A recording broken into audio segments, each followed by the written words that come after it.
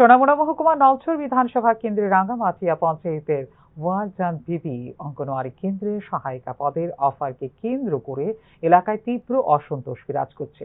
ক্ষুব্ধ গ্রামবাসীরা রাঙ্গামাটিয়ার এই অঙ্গনওয়াড়ি কেন্দ্রে তালা ঝুলিয়ে দিয়েছেন। রাঙ্গামাটিয়া ওয়ারজান বিবি অঙ্গনওয়াড়ি কেন্দ্রে সহায়িকা শূন্য পদ পূরণের জন্য এলাকার 3 জন মহিলা ইন্টারভিউ দিয়েছিলেন এবং স্থানীয় পঞ্চায়েত থেকে এলাকার বাসিন্দা শিল্পী বেগমকে নিয়োগের সিদ্ধান্ত নেওয়া হলেও কোনো এক অদৃশ্য কারণে সহায়িকা পদে শিল্পী বেগমের পরিবর্তে শিল্পী দাস নামে এক মহিলাকে চাকরির অফার দেওয়া হয়। এলাকার সহায় সম্বলহীন মহিলা শিল্পী বেগমকে নিয়োগ না করে চাকরির ক্ষেত্রে বয়সের ঊর্ধ্বসীমা অতিক্রম করে 50 বছর বয়সী মহিলা শিল্পী দাসকে অঙ্গনওয়াড়ি সহায়িকা পদে নিয়োগের ক্ষেত্রে মোটা অঙ্কের টাকার বিনিময় হয়েছে বলে অভিযোগ গ্রামবাসীদের। আসলে পঞ্চায়েতে বয়সটা তোমার 42, এসসি 42, এসসি কত 42 আর আদার মাইনরিটি তারা হলো 40। আচ্ছা, হ্যাঁ, তো এখন এটা তো পুরো 2 নম্বর হয়েছে।